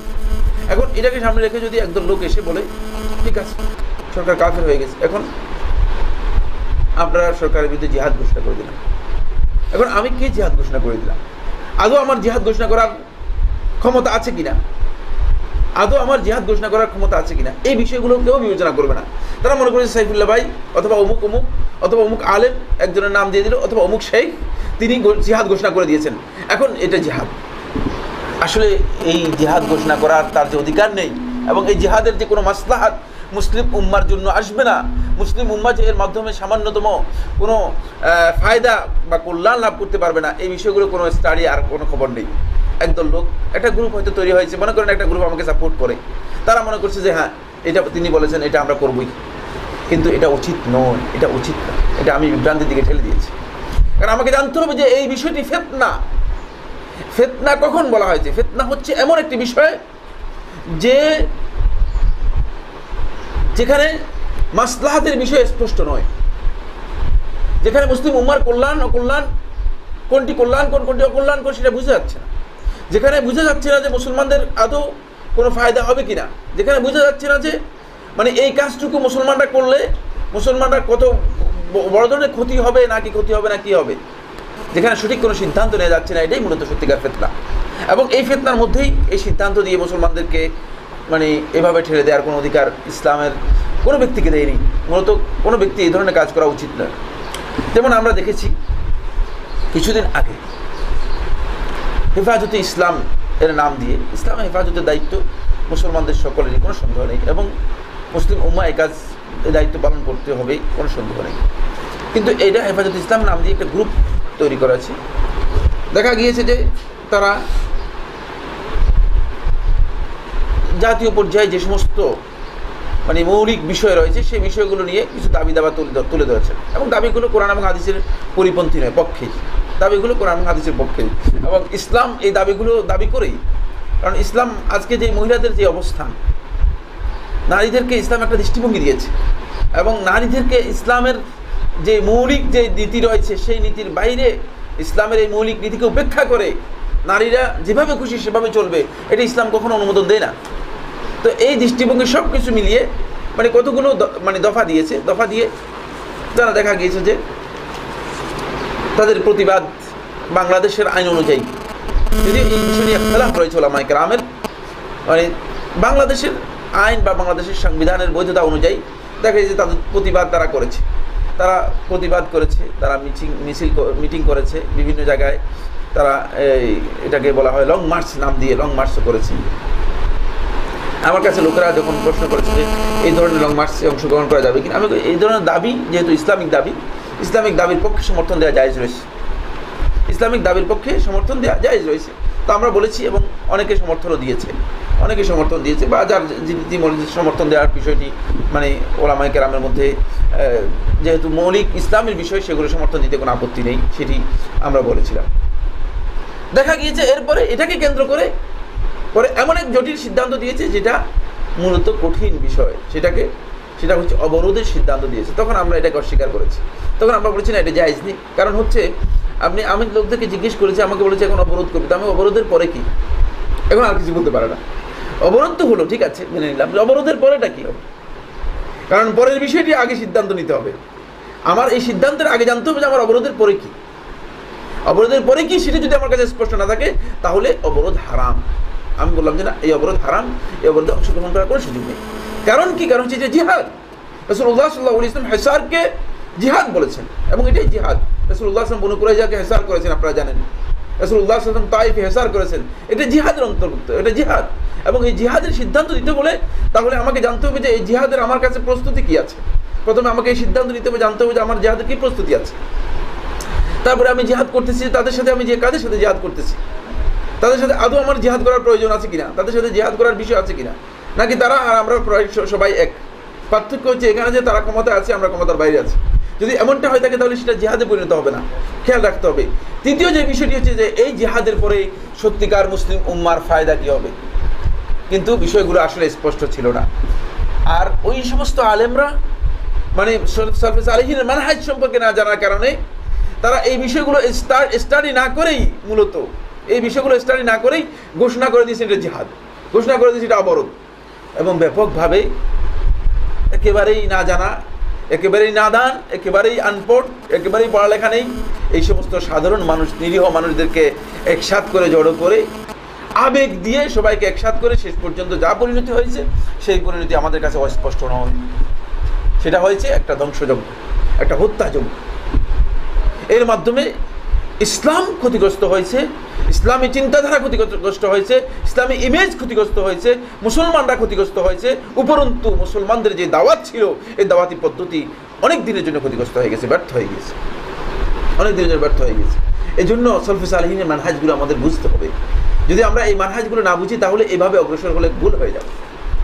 এবং ভুল হবে যে শুধু তা নয়, ভুলের সাথে ক্ষতিও হয়ে যাচ্ছে।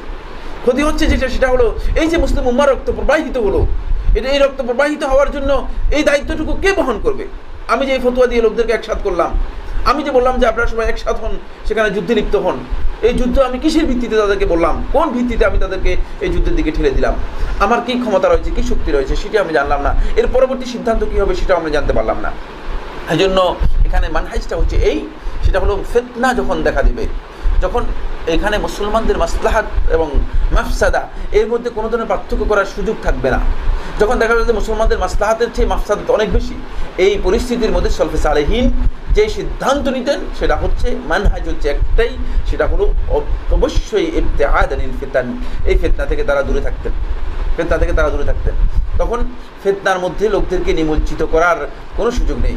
এখন আজকে আপনি ঠেলে দিচ্ছেন ফিতনার দিকে, মানুষদেরকে ঠেলে দিচ্ছেন ফিতনার দিকে, তাহলে হবে কি? হবে একটাই, রক্ত প্রবাহিত হবে। যেমন আসুন আমরা এখন মিশরে যাব, যে মিশরের পরিস্থিতি, মিশর একটা বৈধ সরকার এবং গণতান্ত্রিক পদ্ধতি যেটাকে বলা হচ্ছে, গণতান্ত্রিক পদ্ধতি নিয়ে বিতর্ক রয়েছে, কোনো সন্দেহ নেই।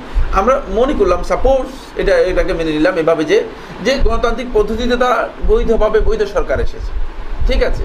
কিন্তু এই বৈধ সরকার এটা জানতে হবে যে এই যে বৈধ সরকার এসেছে তাদের সাপোর্ট নিয়ে এসেছে তারা 37 অথবা 36% নিয়ে, মানে পার্সেন্টেজ এই ধরনের, আমার যতটুকু খেয়াল করে মানে এই ধরনের পার্সেন্টেজ নিয়ে এসেছে। তাহলে এবার আপনি খেয়াল করেন, মানে এর বিপরীতে 63, 64, 67% লোক রয়েছে যারা সবাই আপনার বিরোধী। তাহলে এটা তো খেয়াল রাখতে হবে যে মানে 67% লোক যে আমার বিরুদ্ধে আছে তাদের অবস্থানটাকে সামনে রেখে আপনাকে কি করতে হবে? সেই রাষ্ট্র গঠন করতে হবে, সেই মানে দিক নির্দেশনা আপনাকে মেনে চলতে হবে। যেহেতু আপনি গণতান্ত্রিক পদ্ধতিতে এসেছেন, যেহেতু আপনি গণতন্ত্রকে স্বীকার করে এসেছেন, তাহলে আপনি 67%কে সামনে রেখে আপনার সিদ্ধান্ত নিতে হবে। আচ্ছা, এটা ধরে নিলাম, এটা হলো 67% কাদের কথা বলা হচ্ছে? আম জনগণ, সাধারণ জনগণ। বাকি যদি আপনি আসেন সেনাবাহিনীতে, তাহলে দেখবেন 1%ও আপনার সমর্থন নেই, 1%ও আপনার সমর্থন নেই। বাকি যদি আপনি আসেন মানে দ্বারা প্রশাসনে, তাহলে দেখবেন যে সেখানে আপনার 5%ও সমর্থন নেই। তাহলে হঠাৎ করে ইসলামী রাষ্ট্র প্রতিষ্ঠা করে ইসলাম রাষ্ট্র পরিচালনা করা এটি অত্যন্ত কঠিন বিষয়, সহজ বিষয় না। এটাকে এই বাস্তবতাকে বুঝতে হবে, উপলব্ধি করতে হবে। এই বাস্তবতাকে উপলব্ধি করে তারপর অগ্রসর হতে হবে। তারপর সেখানে আসলো, তারপরেও সেখানে ব্যর্থতার মৌলিক কারণ হচ্ছে এই বিষয়গুলো। এই বিষয়গুলো আমরা স্পষ্ট মানে স্টাডি করে নেই, আবেগ আমাদেরকে তাড়িত করেছে। যারা ক্ষমতায় এসেছে, জানি মুসলিম ব্রাদারহুড বা এখন মুসলিম বা যাদের কথাই বলেন না কেন, যারা ক্ষমতায় এসেছে তারা এই চিন্তা করেছে যে মানে আমরা ক্ষমতা এসেছি, এখন আমাদের কাছে ক্ষমতা, জনগণ আমাদের ক্ষমতা দিয়েছে। কিন্তু তাদের জানা নেই যে ক্ষমতা দিয়েছে এই জনগণের সংখ্যা হচ্ছে কত পার্সেন্ট? 36% অথবা 37%। বাকি তো সব বিরোধী। বাকি বিরোধীরা তো মানে বসে আছে, যে কোনো টাইম সুযোগেই তারা আমাদের বিরুদ্ধে মানে আমাদের বিরুদ্ধে লেগে যেতে পারে, এবং সেটা ভয়ঙ্কর একটা অবস্থা তৈরি হতে পারে। পরিস্থিতি এমন দাঁড়ালো শেষ পর্যন্ত, যেভাবে হোক, যেই ধরনের পলিসি হোক, সেগুলো আমি ইনশাআল্লাহ তাআলা সৌদি আরবের সর্বোচ্চ ওলামায়ে পরিষদের 56 জন আলেম এই বিষয়ে যে বিবৃতি দিয়েছেন, তাদের বিবৃতি আপনাদের সামনে পড়ে শোনাবো ইনশাআল্লাহ তাআলা। আমাদের আলোচনার মধ্যে আমরা এগুলো থেকে উপলব্ধি করতে পারবেন যে মানে ওলামায়ে কেরামের অবস্থান কি, সেটাও আপনারা হয়তো উপলব্ধি করতে পারবেন ইনশাআল্লাহ। যেটি আমি বলতেছিলাম সেটা হলো, এই যে পরিস্থিতি তৈরি হয়েছে, পরিস্থিতির এক পর্যায়ে গিয়ে সেটা হয়েছে যে এমন যে দেখা গিয়েছে শেষ পর্যন্ত সেনাবাহিনী ক্ষমতা দখল করে নিল। এখন সেনাবাহিনী ক্ষমতা দখল করে নিয়েছে। সেনাবাহিনী ক্ষমতা দখল করার পরে সেনাবাহিনীর বিরুদ্ধে আমাদের কতটুকু ক্ষমতা রয়েছে, কতটুকু অস্ত্র ধারণ করার ক্ষমতা রয়েছে, বা কতটুকু সেনাবাহিনীর বিরুদ্ধে যুদ্ধ করার ক্ষমতা রয়েছে, সেটা মুসলিম উম্মার সত্যিকার গবেষক যারা আছে, সত্যিকার স্কলার যারা আছে, তাদেরকে বিবেচনা করা উচিত ছিল। অত্যন্ত সূক্ষ্মভাবে মুসলিম উম্মার রক্ত প্রবাহিত হওয়ার আগেই বিবেচনা করার কথা ছিল, যে উচিত ছিল যে আসলে কিভাবে মুসলিম উম্মার সিদ্ধান্ত নেবে, কোন পদ্ধতিতে মুসলিম উম্মা সিদ্ধান্ত নেবে। সেটা কি গণতান্ত্রিক পদ্ধতি নেবে, নাকি অন্য কোনো পদ্ধতিতে নেবে, নাকি সামরিক পদ্ধতিতে নেবে, সেটা তাদেরকে আগেই বোঝা উচিত ছিল। কিন্তু সালফে সালেহিন এই সমস্ত কঠিন পরিস্থিতিতে সর্বাবস্থায় একটি বিষয়ে মানে সালফে সালেহিন এই সিদ্ধান্ত দিতেন, এবং শেখুল ইসলাম ইবনে তাইমিয়া রাহমাতুল্লাহ তার মাজমু ফাতাওয়ার মধ্যে একাধিক জায়গায় এটা উল্লেখ করেছেন। সেটি হচ্ছে, যখন মুসলিম উম্মার রক্ত প্রবাহিত হওয়ার আশঙ্কা থেকে যাবে, তখন মুসলিম উম্মা কঠিন সিদ্ধান্ত নিতে বারণ করবে, বিরত থাকবে। কারণ রক্ত প্রবাহিত হলে কার মানে হিসাব হবে, কে দায়িত্ব বহন করবে? হাজার হাজার মানুষের যে রক্ত প্রবাহিত হয়েছে, মানুষের স্তূপ। আর আজকে যদি আপনি ফেসবুকগুলো দেখেন, মিডিয়াগুলো দেখেন, সত্যিকার কথা হচ্ছে আমি ব্যক্তিগতভাবে আমার অন্তর এমনভাবে বিধ্বস্ত হয়েছে যে মনে হয় যেন আমার অন্তর বিদীর্ণ হয়ে যায়। মুসলমানদের রক্ত এভাবে আমার মতো লোকের সহ্য করা খুবই কঠিন, হয়তো কারো কারো পক্ষে সম্ভব হয়, কিন্তু মুসলিম উম্মার রক্ত এভাবে প্রবাহিত হচ্ছে, এটাকে সহ্য করা অত্যন্ত কঠিন বিষয়। কিভাবে আজকে সহ্য করে যাচ্ছি আমরা, আমাদের চোখের সামনে এই রক্ত প্রবাহিত হচ্ছে, কিন্তু কারা এই কাজটুকু করতেছে, কারা মুসলমানদেরকে এভাবে রক্ত প্রবাহিত হওয়ার জন্য ঠেলে দিচ্ছে? আদৌ কি মুসলমানদের এই সিদ্ধান্তগুলো সঠিক হচ্ছে কিনা? দেখা যাচ্ছে যে নেটের মধ্যে ওয়েবসাইটের মধ্যে আবু বসির তুলসী এবং আল কায়েদার একজন আলেম, আল কায়েদা ভিত্তিক অনেক আলেম রয়েছে। আল কায়েদা কোনো সংগঠন নয়, কিন্তু এটা মানে আমরা আপনাদেরকে পরিচয়ের জন্য বলে দিয়েছি। আবার আপনারা মনে করবেন যে সাইফুল্লাহ মানে আল কায়েদা নামে কোনো সংগঠনের মানে কথা বলেছে। আল কায়েদা আসলে এটা একটা ভুয়া সংগঠন, এটা আবিষ্কৃত একটা সংগঠন। তো আমি পরিচিতির জন্য বলেছি যে এটা হলো মানে আল কায়েদার ভিত্তিক আলেম আবু বসির তুলসী তার ফতোয়ার মধ্যে এটা উল্লেখ করে দিলেন। ঠিক আছে, শুধু মিশনের রক্ত প্রবাহিত হবে কেন? তাহলে সৌদি আরবের আমরা রক্ত প্রবাহিত করি। নাউজুবিল্লাহ মিন যালিক। এখন সৌদি আরবের মানে যুবকদেরকে, সৌদি আরবের তরুণদেরকে মানে উৎসাহিত করে দেওয়া হচ্ছে যে ঠিক আছে, তোমরা অস্ত্র ধারণ করো, তোমরা অস্ত্র ধারণ করো। সৌদি সরকার যেহেতু মানে মিশরের এই মানে সামরিক অভ্যুত্থানকে সমর্থন করেছে, সুতরাং সৌদি সরকার কাফের হয়ে গিয়েছে। মানে খুব সহজ মাসালা একেবারে মানে 1+1=2 একেবারে সরল অঙ্কের মতো সহজ মাসালা দিয়ে যে হ্যাঁ তখন কাফের হয়ে গেছে, এখন এদের বিরুদ্ধে অস্ত্র ধারণ করো। অর্থাৎ শুধু মিশরে কেন মুসলমানদের রক্ত প্রবাহিত হবে, মুসলমানদের রক্ত পৃথিবীর সমস্ত ভূখণ্ডে প্রবাহিত হোক, সেই ব্যবস্থা আমরা করে দিই। নাউজুবিল্লাহ মিন যালিক। কোনো দায়িত্ব আপনাকে মুসলিম উম্মার জন্য নেন না, কোনো চিন্তা কি মুসলিম উম্মার জন্য করেন না। যেখানে শান্তি মুসলমানদের রয়েছে সেখানে শান্তিতে মুসলমানদেরকে থাকতে দিন, যেখানে মুসলমানদের অশান্তি সেখানে মুসলমানদের রক্ত প্রবাহিত হওয়া থেকে মুসলমানদের রক্ত বন্ধ করার জন্য চেষ্টা করুন, সেই প্রয়াস চালান, সেই চিন্তা আপনাদের মাথার মধ্যে আসুক। কিসের ভিত্তিতে আপনারা, কিসের উপর নির্ভর করে আপনারা এই সমস্ত বক্তব্য দিচ্ছেন এবং এই বিভিন্ন নেটে, বিভিন্ন ওয়েবসাইটে, বিভিন্ন ধরনের ফেসবুকে আপনারা এই সমস্ত ফতোয়া দিয়ে বেড়াচ্ছেন? সরকারকে কাফের ফতোয়া দেওয়া হচ্ছে। সরকার কাকে বলে বুঝেন কিনা? আগে সেটাও তো আমাদেরকে উপলব্ধি করতে হবে। সরকার কাকে বলা হয় থাকে? সরকার কি কোনো একটা সুনির্দিষ্ট ব্যক্তির নাম? আপনারা কি মনে করেন সরকার কি কোনো একটা ব্যক্তির নাম?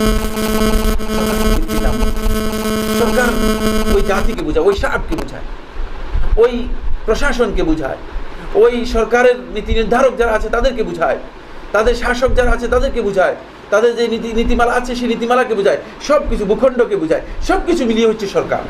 সুতরাং কোনো একটা সরকার এমনিতেই কাফির হয়ে যায় না, এটা খেয়াল রাখতে হবে। যে আজকে এই ফতোয়া সবচেয়ে বড় জামাতুত তাকফীরের সাথে সম্পৃক্ত যারা আছে, এই জামাতের ব্যাপকতা লাভ করেছে, বিভিন্ন নাম দিয়ে তারা এই ধরনের জামাত চালু করেছে এবং আমাদের বাংলাদেশেও এই জামাতের কাজ ব্যাপকভাবে হচ্ছে। এটি মূলত খারেজিদের মানহাজ ছিল, খারেজি সম্প্রদায়ের মানহাজ ছিল এবং সর্বপ্রথম খারেজি সম্প্রদায়ে আলী ইবনে আবি তালেব রাদিয়াল্লাহু তাআলার বিরুদ্ধে এই ধরনের ফতোয়া দিয়েই সর্বপ্রথম তারা আলী ইবনে আবি তালেব রাদিয়াল্লাহু তাআলাকে বলেছে যে তিনি কাফের হয়ে গেছেন। নাউজুবিল্লাহি মিন যালিক। তারপরে এই খারেজি সম্প্রদায় এই মুসলমানদেরকে উৎসাহিত করেছে যে সরকার প্রধানদের বিরুদ্ধে অথবা সরকারের বিরুদ্ধে তাকফীরের দেশের মধ্যে অথবা মুসলিম রাষ্ট্রের মধ্যে বড় ধরনের অরাজকতা অথবা হত্যাযজ্ঞ অথবা যুদ্ধ অথবা বিগ্রহ অথবা গৃহযুদ্ধ চালু করে দেয়া এবং মুসলমানদের মধ্যে বড় ধরনের হত্যা এবং রক্ত প্রবাহিত করা। আমরা জানি আলজেরিয়াতে যে মুসলমানদের রক্ত প্রবাহিত হয়েছে দীর্ঘদিন পর্যন্ত, আপনারা জানেন কোনো ফায়দা এর মাধ্যমে মুসলমানরা লাভ করতে পেরেছে? আপনারা আমাকে একটু বুঝিয়ে বলুন, কারো কাছে এর কোনো প্রমাণ আছে যে এই প্রমাণ দিয়ে তিনি বলতে পারবেন যে হ্যাঁ মুসলমানরা এর মাধ্যমে উপকৃত হয়েছে? কিন্তু মুসলমানদের রক্ত নির্বিচারে একেবারেই কোনো ধরনের চিন্তাধারা ছাড়াই শুধুমাত্র আমরা নির্বিকার তাকিয়ে আছি, দেখে আছি মুসলমানদের রক্ত প্রবাহিত হচ্ছে, এছাড়া আর কিছুই করার ছিল না। কিন্তু কারা এই কাজগুলো করছেন? কারা এই কাজগুলো করছেন? মুসলিম উম্মাহকে হেদায়েত দেওয়ার পরিবর্তে মুসলিম উম্মাহকে বিভ্রান্তির দিকে ঠেলে দিচ্ছেন। মুসলিম উম্মার আজকে দাওয়াত নেই, মুসলিম উম্মার মধ্যে দাওয়াতের কাজ নেই। মুসলিম উম্মার আজকে কোরআন এবং হাদিসের জ্ঞান তাদেরকে যেভাবে দেওয়ার দরকার ছিল সেভাবে কোরআন এবং হাদিসের জ্ঞান নেই। কোরআন শিক্ষা দেওয়া হচ্ছে না মুসলমানদেরকে, হাদিস শিক্ষা দেওয়া হচ্ছে না, কোরআন এবং হাদিস অনুযায়ী আমল করা দরকার যেভাবে সেভাবে দরকার নেই। মুসলিম উম্মার সালাত পর্যন্ত ঠিক নেই। একথা আমি ঠিক বলতেছি কিনা? আজকে তারা যে সালাত আদায় করতেছে রাসূলুল্লাহ সাল্লাল্লাহু আলাইহি ওয়াসাল্লামের সালাত অনুযায়ী তাদের সালাত হচ্ছে না। তাদের ইবাদতগুলো যেভাবে পালন করার কথা ছিল, তাদের ইবাদতগুলো যেভাবে করার কথা ছিল, আমরা দেখতে পাচ্ছি যে তাদের ইবাদতগুলো সেভাবে হচ্ছে না। কিন্তু অথচ মুসলিম উম্মাহকে তাদের ইবাদত পালন করতে পারতেছে না, তাদের আমল পালন করতে পারছে না, তাদের দ্বীনের উপর তারা টিকে থাকতে পারতেছে না। আর তাদেরকে আমরা ঠেলে দিচ্ছি যে হ্যাঁ আসেন আমরা মানে যুদ্ধ বিগ্রহে লিপ্ত হই, আমরা মুসলমানদেরকে একদলকে কাফের বানিয়ে তারপরে আমরা তাদের সাথে যুদ্ধ করার জন্য চেষ্টা করতেছি, একদলকে কাফের বানিয়ে তাদের সাথে যুদ্ধ তৈরি করার জন্য চেষ্টা করতেছি। আমি ওই সমস্ত ভাইদেরকে অনুরোধ করব, আপনারা যদি বড় মুজতাহিদ হন, আপনারা যদি নিজেদেরকে মনে করেন যে আমরা বড় মুজতাহিদ হয়ে গিয়েছি, কিন্তু আপনাদেরকে খেয়াল রাখতে হবে যে প্রত্যেকটি মাসআলার পরে কি আছে সেটা আপনার কাছে নিশ্চিত হতে হবে। কারণ আমি একটা ডিসিশন দেওয়ার পরে আমার এই বিষয়ে, যেমন আমি আজকে ডিসিশন দিলাম, এই ডিসিশনের পরে আমার রেজাল্টটা নিশ্চিত জেনে তারপরে আমাকে সিদ্ধান্ত দিতে হবে। অন্যথায় এই সিদ্ধান্ত গলদ। সালফে সালেহিন কখনো যেখানে সাফকুদ্দিমা, যেখানে রক্ত প্রবাহের মাসালা এসে যেত, সালফে সালেহিন কখনো সেখানে কোনো অবস্থাতেই অস্ত্র ধারণ করার জন্য কোনো অবস্থায় সিদ্ধান্ত দিতেন না, কোনো অবস্থায় সিদ্ধান্ত দিতেন না। দ্বিতীয় নম্বর যে মাসালাটি আমি আলোচনা করব সালফে সালেহিনের উসুলের মধ্যে, সেটি হচ্ছে আদমুল খুরুজ আলাল আইম্মা ওয়া ইন জারু। এটি সমস্ত উলামা ইকরাম এই ব্যাপারে একমত হয়েছেন যে শাসকদের বিরুদ্ধে বিদ্রোহ, সরাসরি বিদ্রোহে লিপ্ত হওয়া, যদিও তারা জুলুম করে, যদিও তারা সীমালঙ্ঘন করে, এটি সালফে সালেহিনের মানহাজ হচ্ছে যে এটা কোনো অবস্থায় জায়েজ নেই, জায়েজ নেই। কেন? এর কারণ দুটা। এক নম্বর কারণ হচ্ছে তাহলে শাসকরা তাদের ক্ষমতার জন্য, মানে তাদের ক্ষমতা, কারণ দুনিয়ার মানুষ ক্ষমতার লোভ আছে, মানুষের দুটি লোভ বাধ্যতামূলক। একটি হচ্ছে সম্পদ, এমনকি এই সম্পদের বিষয়টি রাসূলুল্লাহ সাল্লাল্লাহু আলাইহি ওয়াসাল্লাম এই উম্মতের জন্য দুটি ফিতনার কথা হাদিসের মধ্যে রাসূলুল্লাহ সাল্লাল্লাহু আলাইহি ওয়াসাল্লাম উল্লেখ করে গেছেন, যে দুটি ফিতনা আমার উম্মতের জন্য রেখে গেলাম, দুটি ফিতনা আমার উম্মতের জন্য রেখে গেলাম। একটা ফিতনা হচ্ছে যে আমার পরে সবচেয়ে ভয়ঙ্কর ফিতনা রেখে গেলাম নারীদেরকে। হয়তো মহিলারা আমার উপর অসন্তুষ্ট হয়ে শেষ পর্যন্ত আবার কোর্টে গিয়ে কেস করে দেয় কিনা আমি জানি না, কারণ বাংলাদেশে তো এই দুটো, কিন্তু কোনো সন্দেহ নেই রাসূলুল্লাহ সাল্লাল্লাহু আলাইহি ওয়াসাল্লাম যখন এই কথা বলেছেন, রাসূলুল্লাহ সাল্লাল্লাহু আলাইহি ওয়াসাল্লাম কিয়ামত পর্যন্ত আগত উম্মতের পরিস্থিতি বুঝেই, অবস্থা বুঝেই বলেছেন যে আসলেই আজকে এই জন্য মুসলিম উম্মার বিশাল ফিতনা তৈরি হয়েছে, মুসলিম উম্মা বড় ধরনের ফিতনা নিমজ্জিত হয়েছে, এবং অনেক ফিতনা, অনেক বিবাদ মূলত